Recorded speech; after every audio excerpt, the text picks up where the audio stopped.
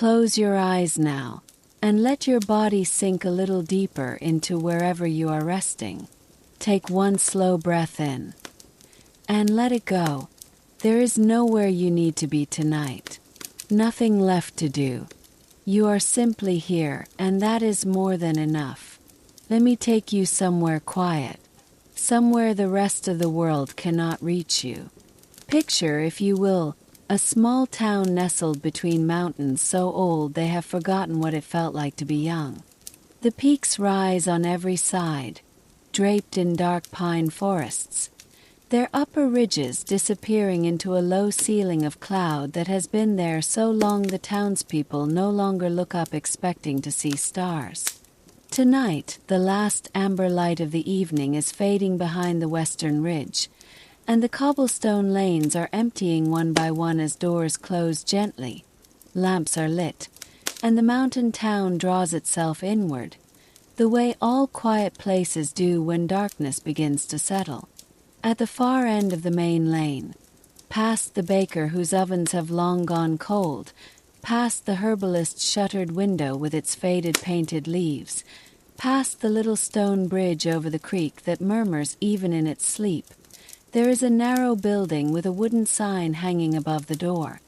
The sign is old, its painted letters softened by years of weather, but you can still make out the words, Elias and Amp, Sun, Horological Repairs, established 1886. The sun is long gone now. Only Elias remains. Elias Wren is not a tall man, and age has made him smaller still. His white hair is fine as spider silk, his fingers gnarled at every knuckle from decades of delicate work. His reading spectacles sit perpetually low on his nose, and when he peers over them at something close, his pale gray eyes carry the particular sharpness of a person who has learned to notice what others overlook. Tonight, as on most nights, he is exactly where he belongs, seated at his wide work table, beneath the warm amber glow of a brass lamp, surrounded by the soft, layered music of clocks. There are hundreds of them, on the walls, mounted in rows that climb nearly to the ceiling. Long case clocks with moon phase dials, bracket clocks in polished mahogany, Vienna regulators with their slender, swaying pendulums. On shelves along the opposite wall, smaller pieces crowd together companionably. Carriage clocks in their glass and brass cases, anniversary clocks beneath glass domes, ships' chronometers in their wooden boxes, pocket watches hanging from little hooks like sleeping beetles. On Elias's table, the current patients lie in various states of undress, movements exposed, gears separated, springs coiled carefully into paper envelopes labeled in his meticulous handwriting. The sound they make together is not noise. It is something else entirely. The sounds overlap and interweave, shifting in and out of alignment, creating patterns that rise and fall like breath. Some clocks tick quickly, with a bright, bird-like precision. Others move with a heavy, deliberate pace of something very sure of itself. One old regulator near the window contributes a deep, resonant beat, not so much heard as felt, that underlies everything else the way the double bass underlies a string quartet. If you listen long enough, the layered ticking begins to feel less like a sound and more like a landscape, a country made entirely of seconds. The fireplace at Elias's back is doing its evening work. The wood has settled into coals, and what remains is a deep, steady warmth that does not roar but radiates, filling the room from the floor up. Now and then a small piece of wood shifts and collapses into the embers with a soft, papery sound, and a few bright sparks drift upward briefly before going dark. The chimney draws the smoke up and away, and in exchange sends down through the flue the faint green smell of the pine trees on the hillside above. Outside, rain has begun to fall. It arrived quietly, the way good things often do, without announcement, without drama. First just a darkening of the window glass, then the first tentative taps against the panes, and now a steady, gentle percussion on the roof and the cobblestones and the broad leaves of the plant in the window box that Elias tends all summer and forgets to bring inside every autumn. The rain is not cold and hostile. It is the soft, soaking rain of middle autumn, the kind that makes the whole world smell of wet stone and earth, the kind that feels like an invitation to stay exactly where you are. Elias does not look up from his work. He is accustomed to the rain. He holds a small set of tweezers in his right hand and a loop pressed to his eye, and he is carefully placing an escapement wheel, a tiny brass star with 15 teeth, back into the mechanism of a watch that came to him wrapped in a linen handkerchief. The handkerchief had been folded around it with a kind of care that told Elias something important about the watch before he even opened it. This was not an object someone had brought him casually. He set the wheel into place and exhaled slowly through his nose. A sound came from the direction of the window. Not the rain. Something lighter. Something that paused and resumed. Elias did not look up immediately. He had learned long ago that sudden movements disturbed his visitor. He waited until he had laid down the tweezers and set aside the loop, and then he turned his head slowly toward the windowsill. There, pressed against the glass in the gap between the outer shutter and the frame, was a small red squirrel, a young one by the look of it, though Elias had been watching this particular creature for 2 seasons now, and was no longer entirely sure what young meant for a squirrel.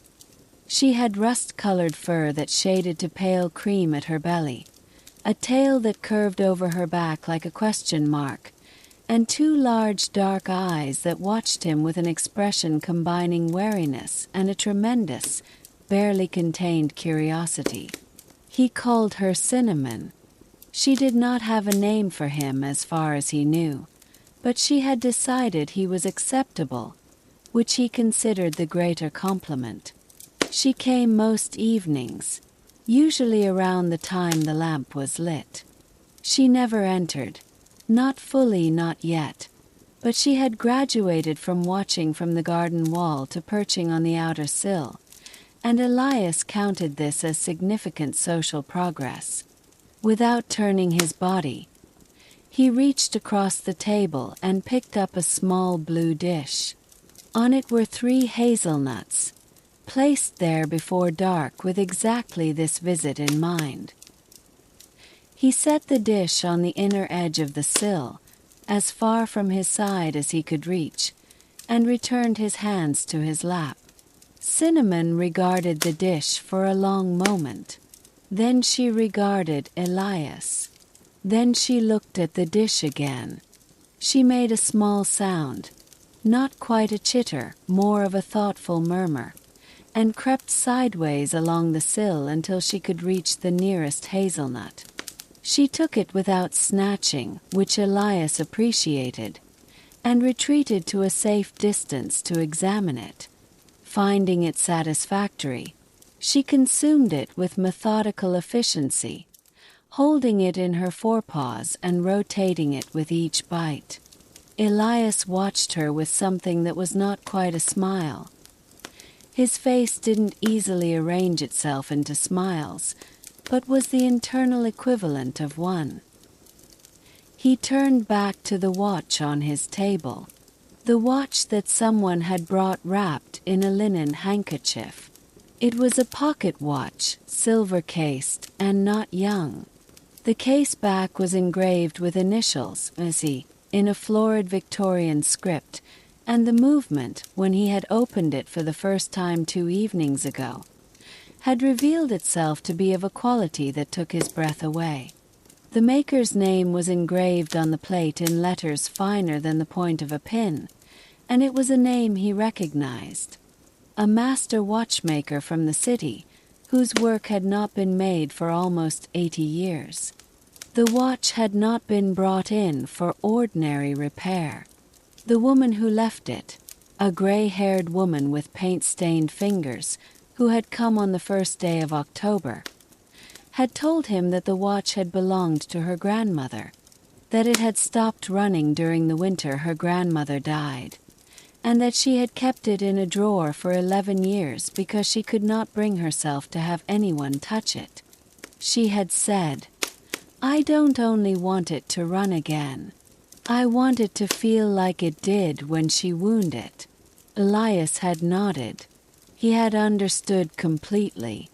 Because that was the other thing about Elias Wren's workshop, the thing that the people of the mountain town did not discuss openly but all understood, in the way one understands the rules of a place without being told them.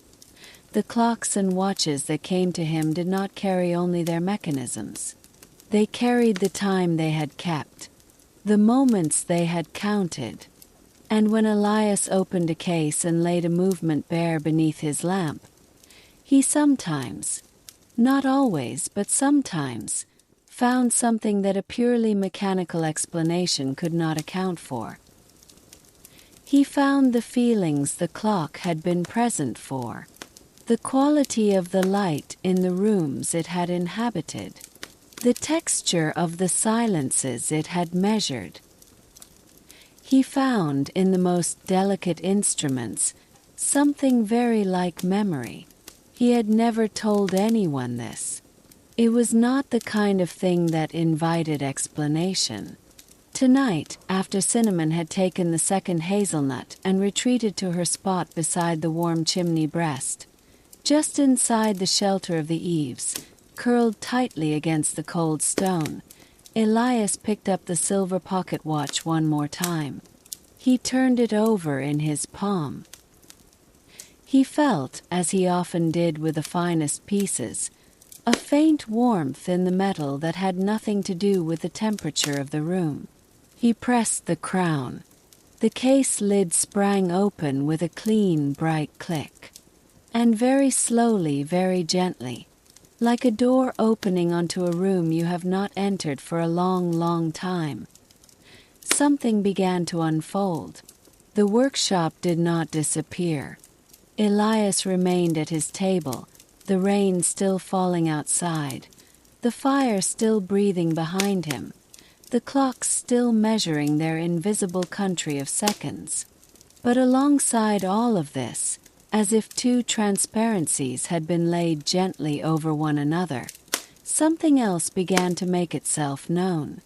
A quality of light, different from the amber of his lamp, the smell of something warm and slightly sweet, a sound very far away like rain on a different window in a different house in a different time. Elias lowered his spectacles and closed his eyes. He breathed in slowly, and inside the pocket watch the first memory stirred. Let yourself be still now. The rain is still falling outside the workshop. The clocks are still counting. You are safe and warm and exactly where you need to be. Let your breath come slowly. Let your thoughts settle, one by one, like leaves coming down from a tree after the wind has passed. There is nothing to do now but rest. Sleep is very close. Let your body become a little heavier now. Whatever tension remains in your shoulders, your jaw, your hands, allow it to loosen just slightly, the way a fist slowly uncurls in sleep. You have carried enough today. Let it all be set down. The silver pocket watch is open in Elias's palm. The fire behind him settles with a sound like a long, satisfied breath. The clocks continue their layered conversation, tick and tick and tick, in that woven, unhurried pattern that fills the workshop the way water fills a vessel. Outside, the rain falls steadily, turning the cobblestones dark and making small rivers of the gutters. And from within the opened case of the silver watch, something unfolds. Imagine a morning mist that parts, not all at once, but gradually, the way fog lifts off a river when the sun finds it. Slowly, the edges of another place become visible, not replacing the workshop, nothing so abrupt as that, but present alongside it, the way a dream becomes present even as some part of you remains aware of the pillow beneath your head. What you see is a room. A small room inside a small house, built of gray stone in the way that houses in this part of the world have been built for 300 years. The walls are thick. You can tell by the depth of the windowsill, wide enough for a child to sit in. The ceiling is low, with the dark exposed beams of a much older construction, and the floor is laid with worn terracotta tiles that have absorbed so many cold mornings and warm afternoons that they have lost any memory of the original color and become simply themselves, a warm earthen red as natural as soil. It is afternoon, an October afternoon most likely, or perhaps early November. The kind of afternoon where the light never fully commits, where the sky holds a flat, diffuse brightness that could belong to any hour between noon and dusk. Beyond the deep window, you can see a garden, small, enclosed by a low stone wall, and beyond the wall, a slope of meadow grass leading up to the tree line, where pines begin and the view closes. The garden below the window has been recently tidied. The bean frames taken down, the beds turned, a few late chrysanthemums, white, holding their petals despite the cold, still blooming beside the path. The rain has been falling since morning. It is not a dramatic rain. There is no thunder, no wind to drive it sideways. It simply falls, straight down, steady, patient. The kind of rain that has nowhere else to be and no plans to stop. On the window glass, the drops arrive and merge and stream in slow, wandering rivulets, each one finding its own particular path to the sill. The sound it makes is a layered sound. The patter on the glass, the heavier drip from the eaves where the gutter overflows onto the flat stone below, the softer sound of it falling on the turned earth of the garden beds, drinking in without complaint. Inside the room, a stove is burning. An old iron stove with a curved belly and short legs, standing in the corner on a square of hearthstone. It is not ornamental. It is practical, serious, doing the work of keeping a stone house warm against an October rain. But there is art in the way it does it. The warmth it gives off is not aggressive. It does not blast or dry or overdrive the air. It radiates slowly from the iron into the room the way heat radiates from a stone that has been in the sun. Patient, pervasive, reliable. If you placed your palm near the side of the stove, not on it, just near it, you would feel it on your skin before you expected to. On the stove's flat top, a small enamel pot sits with its lid on slightly ajar. Whatever is inside, it has been there long enough that the steam has slowed to occasional wisps. A tea or a tisane, or perhaps just water that has decided to stay warm until it is needed. Now and then, when the stove gives a deeper breath of heat, a tiny bubble breaks the surface inside and a curl of fragrant steam escapes from beneath the lid. Something that smells of dried herbs and honey and something harder to name. Something that smells like being looked after. In the corner, between the stove and the exterior wall where the stones hold their warmth longest, is a chair. Not a fine chair. The legs are mismatched from old repairs, and one arm has been rep-added and reupholstered at a different time than the other, so the two arms are fractionally different heights and colors. But it is covered in a wool blanket of the deepest, most genuine blue you have ever seen.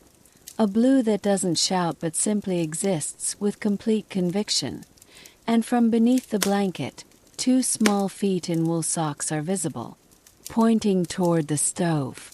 Someone is sitting in the chair, folded into the blanket's warmth. Child, 8 years old perhaps, or 9. A girl with dark hair that falls across her forehead in the way hair does when it has been ignored all day in favor of something more interesting. She has her knees drawn up, which is not really permitted on the chair but which her grandmother has not mentioned, and in her hand she holds a book. A proper book, thick, with a cloth cover worn pale at the spine, held at the particular angle of someone who has been reading for long enough that their arms have found a natural position and settled there. Her name is Margot. She is not reading quickly. She is reading the way people read when the book has become less a thing being consumed and more a place being inhabited. Her eyes move across the page at a steady, unhurried pace, and every few minutes, not very often, just occasionally, she turns a page with a careful, economical gesture of someone who does not want to disturb the surrounding air.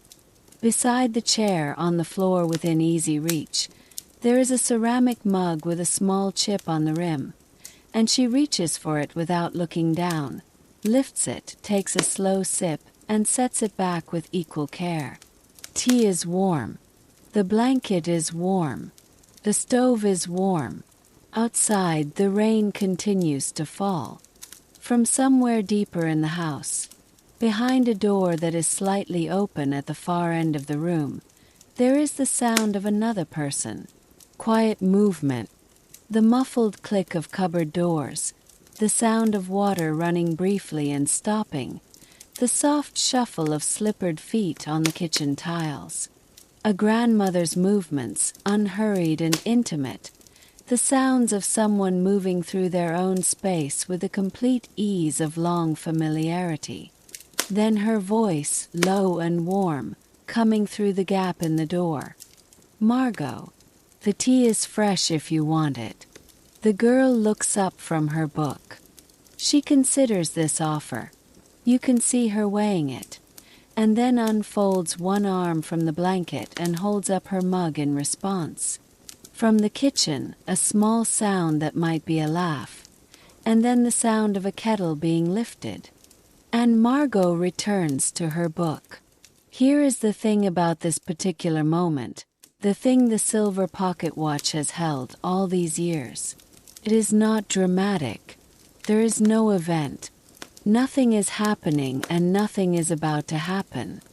Margot will read until the light outside fails, and her grandmother will bring the tea and sit in the other chair near the stove and take up her own work, a piece of embroidery she has been doing in spare moments for the better part of a year. And the rain will fall and the stove will burn and the clock on the shelf will tick away the afternoon in quiet, undisturbed measure. Nothing happens. And that is exactly the point. Because there are particular afternoons, not many of them in a lifetime. Perhaps you can count the ones you've known on one hand, where everything unnecessary has been stripped away, where there is no performance, no obligation, nothing that needs to be managed or resolved. Just rain outside and warmth inside and another person nearby and a book that has become a country. Just the smell of herbs on the stove and the weight of a blanket and a mug whose chips you already know by touch. These are the afternoons you remember when you are very old, when you have forgotten the years that were crowded with events. Elias sits very still at his work table. He has done this before, watched a memory unfold from a movement, but it never becomes ordinary. He watches Margot reach for her mug again. He watches the steam curl from the pot on the stove.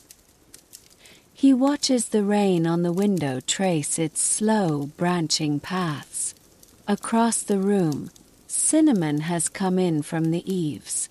She is sitting on the folded blanket in the old wooden box that Elias had placed near the chimney breast for precisely this purpose, on the evenings when the rain is too much. Her tail is curled over her nose. Her eyes are half closed, reflecting the dull glow of the fire. She is already asleep, or very nearly. The memory inside the pocket watch glows softly, like a lamp behind paper. Elias closed the case gently, and the room settled back to itself. Just his workshop, just the rain, just the ticking. He placed the watch carefully on its stand and leaned back in his chair, and for a long moment he did not move. The fire breathed. The clocks counted. The rain fell. "You're getting very sleepy now." "That is exactly right. Let your thoughts become softer, less defined. The way the edges of things blur when you are almost asleep. Let your body be heavy and let it be still. The rain is still falling. You are warm and safe and held. You don't need to do anything at all right now. Simply be where you are, breathing slowly, your eyes closed or nearly closed.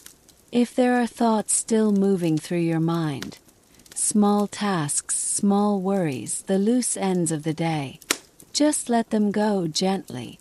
They will wait for you. They are very patient. Tonight you do not need them.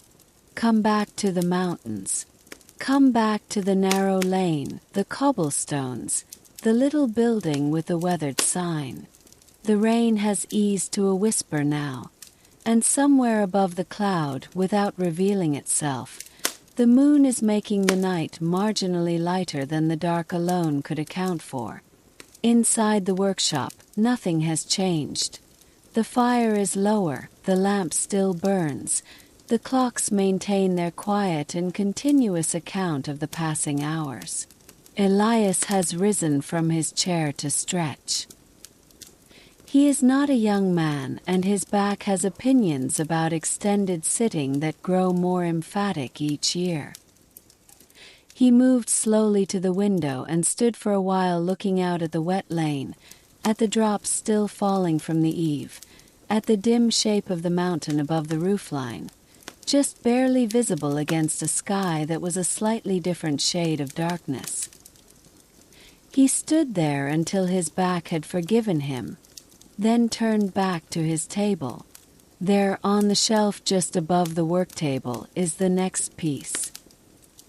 He had accepted it 3 weeks ago from a man who must have been in his late 70s, a former conductor of the night train that once ran through the valley, before the line was rerouted and the old station at the edge of town became what it is now, a tea room in the summer months, empty the rest of the year. The man had said very little. He placed the clock on the counter, removed his hat, and said only, "There's something in there I'd like to find again if it's still there." But Elias takes the pieces in order, and the shelf clock from the man's home is not next. What is next, waiting on the low shelf behind his chair, is an older piece. A wall clock, the kind they once called a Vienna regulator, with a long narrow case of dark walnut and a white enamel dial with black Roman numerals. The movement, when he had first examined it a week ago, was in reasonable condition for its age. It needed cleaning, a new mainspring, some careful attention to the train. But there was something else in it too. He had felt it the moment he lifted the clock from its case. Something settled and contained, like a folded letter. He lifted it now to the table. Cinnamon woke briefly at the sound, regarded him from her box, apparently decided this did not require action, and lowered her head again. He opened the back panel and looked inside. The movement was beautiful in the way that old mechanical things can be beautiful, not despite being old, but because of it. The brass had darkened to the color of autumn leaves.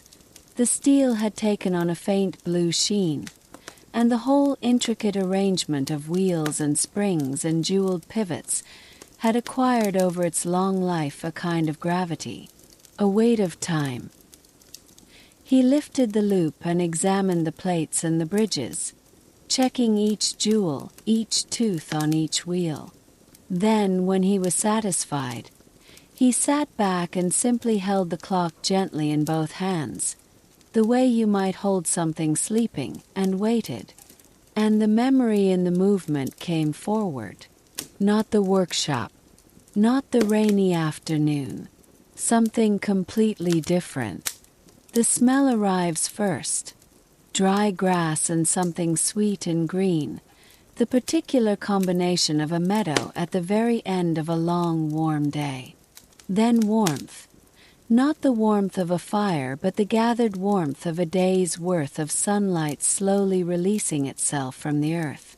Then slowly the light. It is not the amber of the workshop lamp. It is the horizontal, burning, impossibly saturated light of a summer evening, the specific quality of light that appears only in the last 30 minutes before the sun finally drops behind the hills, when everything it touches becomes gold and every shadow stretches away to the east in long, thin lines. The color of this light is a thing that no painter has ever quite managed, because it moves, because it is alive, because it turns everything it touches into a version of itself that is briefly, purely beautiful. Two children are walking through a meadow. They are perhaps 11 and 9, a boy and a girl, and they are not walking with any particular urgency or destination. They are walking the way children walk when the evening is warm and supper is still somewhere in the future, and the world seems neither to require nor expect anything of them. The boy is slightly taller and has his hands in his pockets. The girl is talking. You cannot hear what she is saying. The memory preserves the feeling of the conversation, not the words. But whatever it is makes the boy tilt his head back and laugh, a bright, unself-conscious sound that startles a pair of birds from the grass nearby. They are walking along the edge of a meadow. To their right, the grass stretches away to the distant line of a wooden fence. To their left, the ground slopes gently upward toward a stand of old willows along the bank of a stream. Ahead of them, the meadow bends around a low hill, and the sky above the hill is a color that is making a slow and unhurried journey from deep orange to a dense, warm purple. The stream cannot be seen from here, but it can be heard. In the particular silence of a summer evening, that silence which is not really silence at all, but the absence of machine noise, the presence of everything else. The water over the stones is perfectly audible. A continuous, intricate sound that has no pattern and yet is never random, like the improvisation of a very good musician who knows the form so well they no longer need to think about it. The stream has been talking to itself this way for 1,000 years, and will continue for 1,000 more, and it pays no attention whatever to the two children passing nearby, which is exactly as it should be. The wheat is ripe in the field beyond the fence. You can tell because the heads are heavy, full of grain bowed just slightly, nodding in the almost imperceptible evening air. The field is the color of the light, gold, dense, almost too much.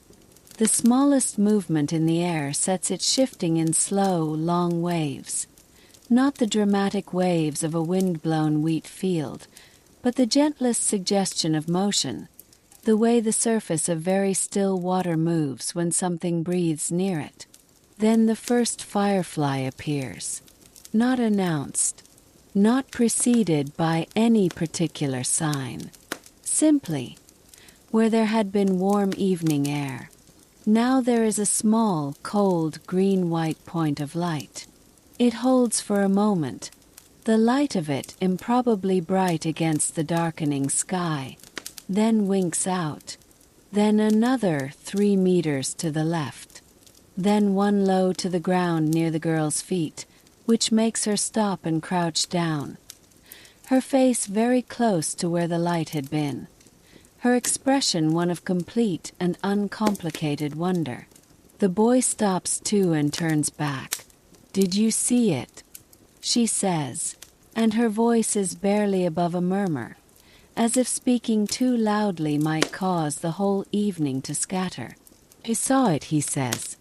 They stand still for a moment in the thickening evening, the sky now more purple than orange above the hill, the stream audible and constant, the wheat moving in its slow dream, and the fireflies begin to come, one by one, out of the grass.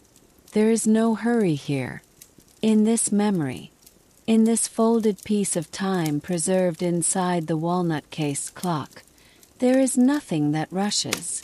The evening unfolds at exactly the pace an evening should unfold, which is to say, slowly, fully, without the sense that anything is being wasted or that anything more important is waiting.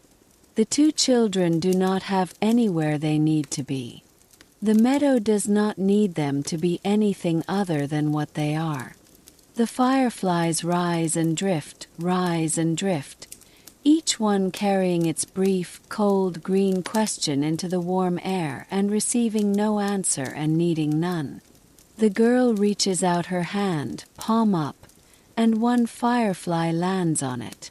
She does not move. Above her, the first star becomes visible, just barely, just beginning, the way stars first appear. Not arriving exactly, but being gradually revealed as the sky deepens around them. Elias set down the wall clock very gently. Outside, the rain had stopped completely. In the absence of it, the workshop was quieter, the ticking more prominent, the occasional low creak of the old building more audible. Cinnamon was breathing in long, slow, even rhythms in her wooden box. The fire had deepened to a bed of coals. He thought about the two children in the meadow. He thought about how many years ago that summer evening had been, and how it had survived, intact and whole and still warm, inside the movement of a walnut clock. He thought about the things that are preserved not in photographs or recordings, but in some less explicable medium. Not forgotten, just held. He wound the clock carefully. He listened to the spring take its tension. The pendulum began to swing. You are very deeply relaxed now. You can feel it in your body, that heaviness, that stillness. Your breathing has found its night rhythm. Slow in, slow out. You don't need to think about anything. The fireflies are still rising in the meadow. The stream is still talking to itself. The wheat is still moving in its slow, golden dream. Let yourself drift further. There is one more memory waiting, and it will carry you all the way down. You are almost asleep. Stay here with me just a little longer. Let your body be entirely heavy. Your legs, your arms, your hands resting where they are. Perfectly, completely still. Your breathing is slow and even, moving in its own quiet tide. There is nothing for you to do. There is nowhere for you to go, except perhaps one more place. The rain in the mountain town has stopped. The lane outside the workshop is wet and dark and shining faintly in the light of a single lamp at the corner. The clouds overhead are beginning, very slowly in the way clouds do in the small hours, to separate and reveal, in the gaps between them, a sky of such depth and darkness that the stars in those gaps seem almost three-dimensional, as if the universe has depth that can be perceived rather than merely inferred. Inside the workshop, Elias has made tea. There is a small iron pot on the trivet near the fire, and the tea in it is simple, just dried chamomile from a jar on the shelf, steeped long enough to become pale gold. And he is holding the mug in both hands, warming them, sitting in his chair in the way that very comfortable people sit in their chairs after a long day. Not reading, not working, just sitting with his tea and his ticking clocks and his sleeping squirrel and the quiet. On the table before him is the third piece. Pocket watch, but very different from the silver one. This one is larger, heavier, with a steel case worn to a kind of satin smoothness by long years of living in the same pocket. The glass is thick and slightly convex, and the dial behind it is austere. Black numerals on cream enamel, no ornament, nothing unnecessary. A working man's watch. A railroad watch, in fact, the kind designed to be accurate rather than beautiful, to be read in low light, to be consulted quickly and trusted absolutely. It had been brought to him by an elderly man named Thomas, a former conductor on the mountain railway, who had retired some years ago and now lived in a tidy house at the edge of town with a kitchen garden and a cat who ignored him. Thomas had placed the watch on the counter with the same care one places a sleeping child, and had said, "It runs fine. Always has. I don't need it fixed. But there's a night in it, a particular night on a particular journey, that I find I can't quite remember clearly anymore. I was hoping you might." He had stopped there, looked up at Elias. "I was hoping." Elias had nodded. He had understood completely. He picked up the steel watch now and pressed the crown. The case opened with a heavier click than the silver one, more definitive, more functional, and the memory inside, when it came differently than the others. Not gradually, not like mist parting. It came the way a train comes. The distant sound first, far away and low, growing steadily louder, more present, more real, until suddenly it is not distant at all but surrounding, enveloping entirely here. The sound of a steam locomotive at night. Not the frantic gallop of a fast express, but the measured rhythmic exhaust of a train climbing a grade. The heavy two-beat stroke of the pistons, deeply familiar and deeply soothing, the way a heartbeat is familiar and soothing. With it comes the percussion of the wheels on the rail joints. A click-clack, click-clack, click-clack that organizes the darkness into units and gives the night a steady, reliable pulse. You are in the train. A sleeping car, old and well used. The woodwork a dark mahogany. The brass fittings polished by years of service rather than recent effort. The floor covering worn to a softness underfoot. The corridor is lit by small lamps mounted at intervals along the wall, their light warm but modest, turned low for the sleeping hours. Through the smoked glass of the carriage door, you can see the dim shapes of other passengers, most of them horizontal now, coats folded under heads or rolled as pillows, the small population of a night train settling into the particular democracy of shared sleep. The window at the far end of the corridor gives on to the night. And the night outside this train is extraordinary. The railway runs through a high mountain pass, and on either side of the track the peaks rise dark and massive into a sky that is so clear, so absolutely free of cloud or light pollution or anything that might diminish it, that it seems less like a sky than like the unmediated fact of space itself. The stars are not discrete points tonight. They are a fabric, dense, layered, the Milky Way not a suggestion but a structure, a river of accumulated light that spans the entire visible width of the sky and seems, if you look at it long enough, almost to move the way a river surface moves when you watch it for a while. Snow is falling, softly, slowly, in the way snow falls when there is no wind to angle it. Straight down, large flakes, each one taking a long, unhurried time to complete its journey from wherever it began to the dark surface of the ground. In the train's moving beam of light, the snow coming toward the window catches the light, each flake briefly illuminated before the train passes it, leaving it to fall in darkness once more. The result is a continuous sparkling, an endless quiet confetti of light appearing and disappearing, appearing and disappearing. The window is cold to the touch. Thomas, the young Thomas of this memory 30 years ago or more, is standing at the end of the corridor. His conductor's uniform jacket still buttoned but the top button released. His cap on the hook behind the door. He has completed his duties for the night. The tickets have been checked, the sleeping compartments organized, the 2 passengers in the dining car sent to bed with the patience of someone who has done this many times. The train is now in the hands of the driver and the night, and Thomas has come to stand here and look out the window, and he is going to stay here for as long as he likes. He is in no hurry. That is the whole of this memory in a certain sense. Not an event, not a discovery, just this.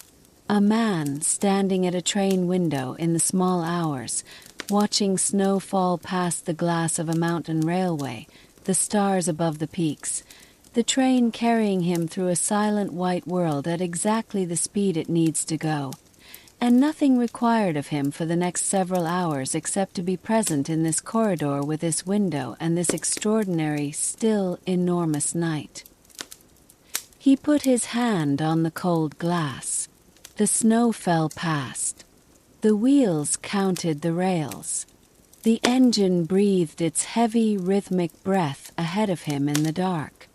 And Thomas felt, with a completeness and a simplicity that would be almost impossible to describe to anyone who had not felt something like it, entirely at peace.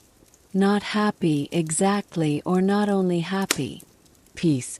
As if the world had briefly revealed its actual proportions, which are much larger and much quieter than the proportions we usually perceive.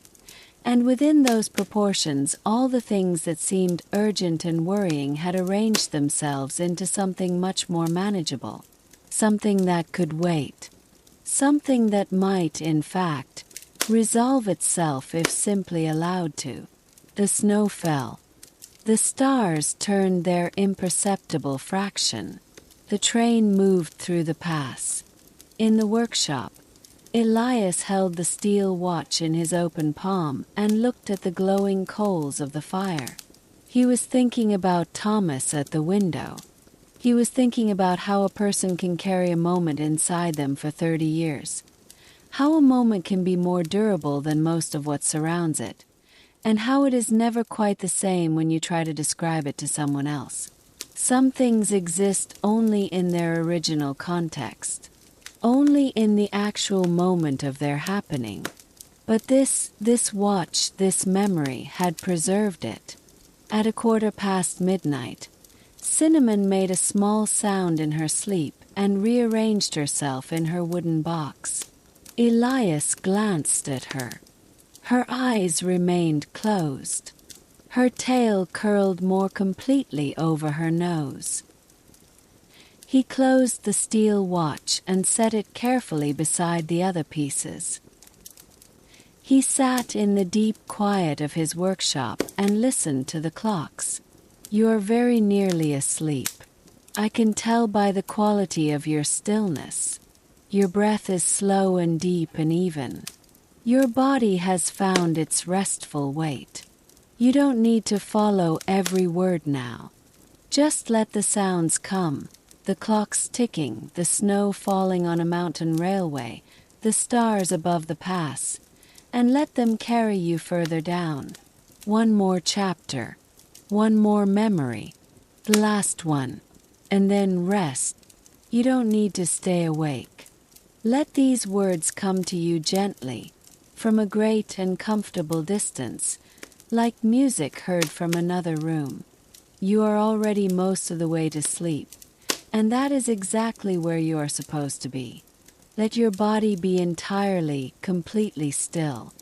Let your breathing do its quiet work without any attention from you. You are safe. You are warm. You are held. Come back one last time to the workshop. It is very late now, or perhaps very early. In the middle of the night, the distinction loses its meaning. The fire has burned to a deep, compact glow. The rain is long finished, and the world outside the windows is that particular shade of dark blue that belongs only to the 2 or 3 hours before dawn. The clocks continue.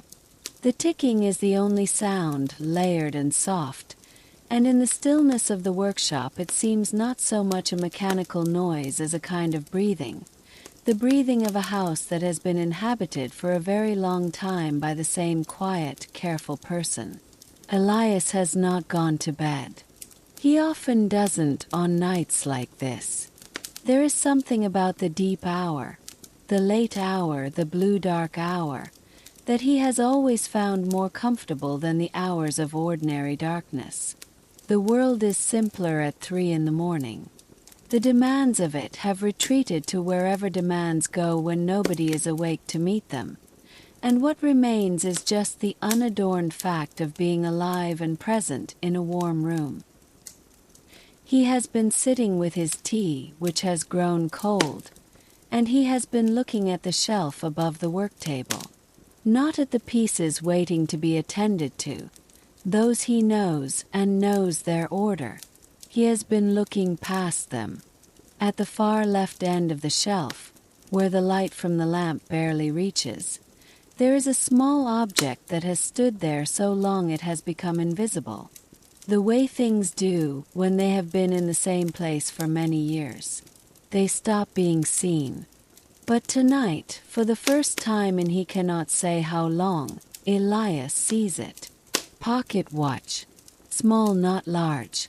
Silver, but a different silver from the other. Older, darker, the kind of silver that has been handled by warm hands for so long that it has taken on something of the quality of skin. He reaches up and takes it from the shelf, and the weight of it in his hand is familiar in a way that nothing else is familiar. Not the weight of a known object, but the weight of a part of himself that he had set aside and not quite noticed the absence of. He sits down slowly. He holds the watch in both palms for a long time. He does not open it. He simply holds it and feels its weight and the particular warmth of the metal, and the way the edge of the case fits against the lines of his palm as if it had been made for this specific hand, which in a sense it had. This watch was his father's, which means, in the way these things work, it is now his. He had not opened it in. He tries to count and cannot quite manage it. 15 years. 20. It had sat on that shelf in that spot for so long that he had stopped seeing it, and he wonders now what that means. Whether it was preservation or avoidance. Whether the difference between the two is as distinct as he has always assumed. He presses the crown. The case opens with the smallest click he has ever heard from any timepiece. A sound so fine and precise that it seems less mechanical than acoustic, the way a crystal glass will produce a perfect tone when touched correctly. And from inside, first the smell. It is very specific. Sawdust and machine oil, and the particular smokiness of a wood fire that has been burning coal as well as logs. The smell of a workshop very much like this one, which is not accidental. This workshop was built on the understanding of a place he knew before he built it. He had not known he was doing this at the time. He knows it now. Then the warmth. Then the light. The light is winter light.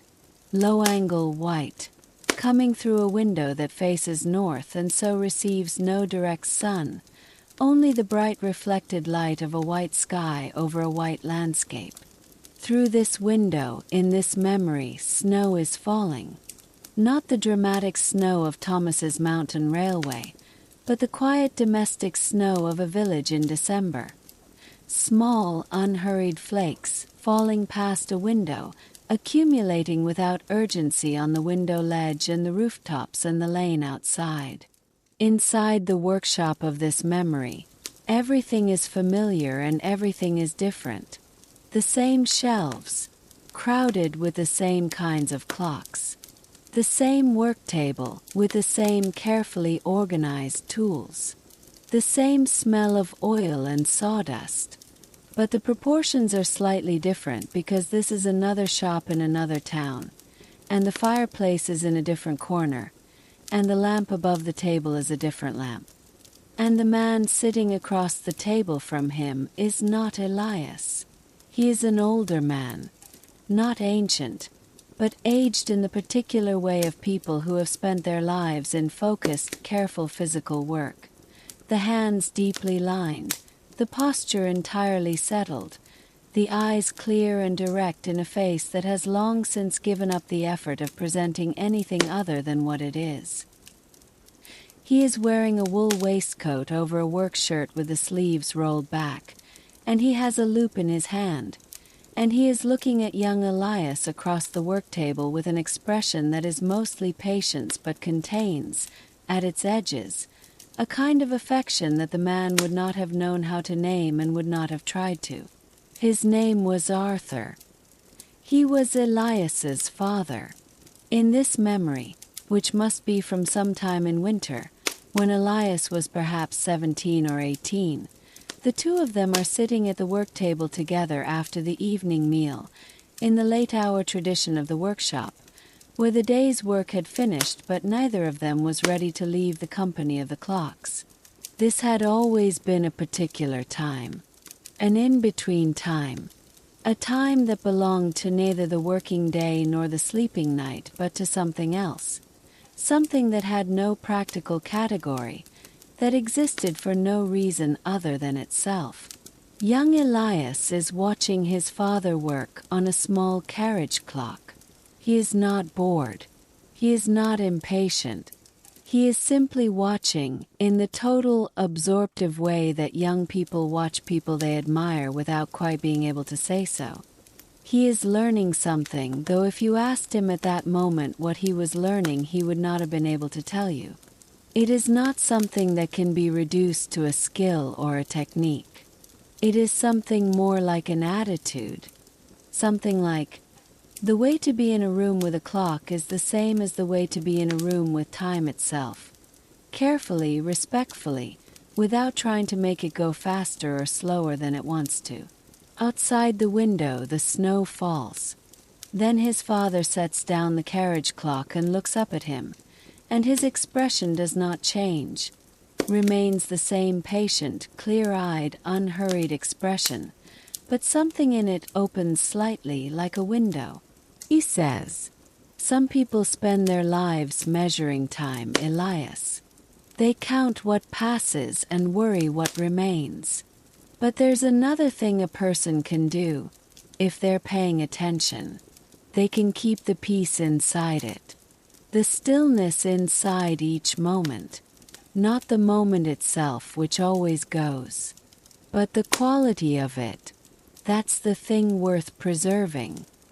He picks up the carriage clock again and resumes his work.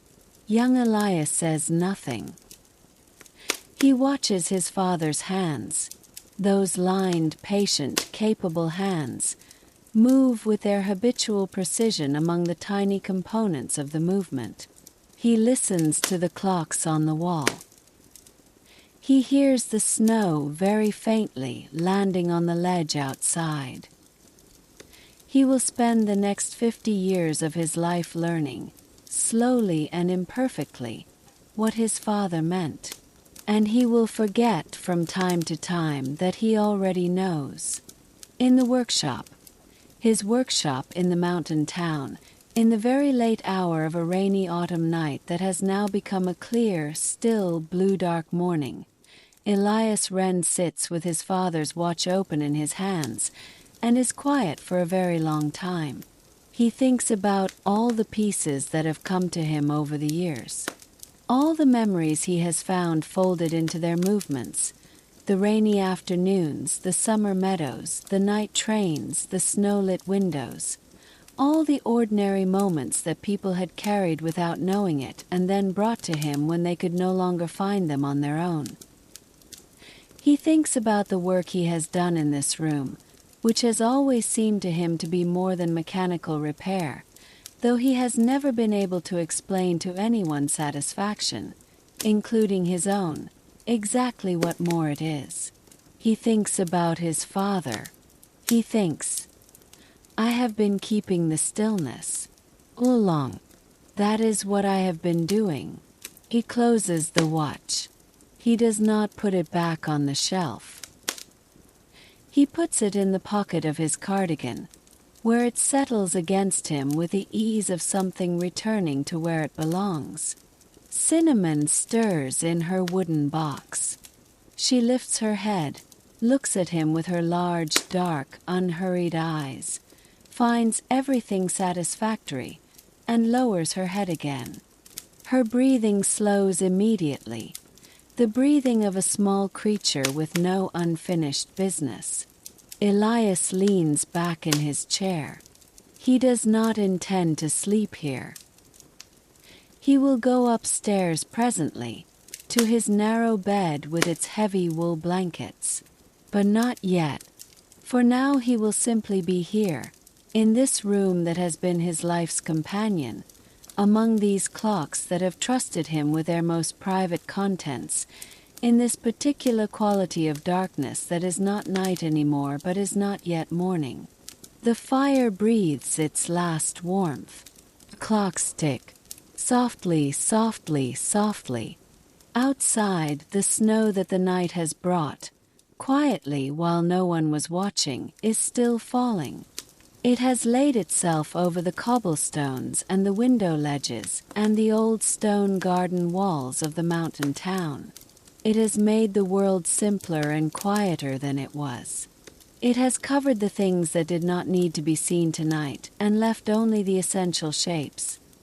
The rooftops, the peaks, the lane, the single lamp at the corner whose light on the new snow makes a circle of warmth against the dark. Inside the workshop, the hundreds of clocks keep their time. They are all different.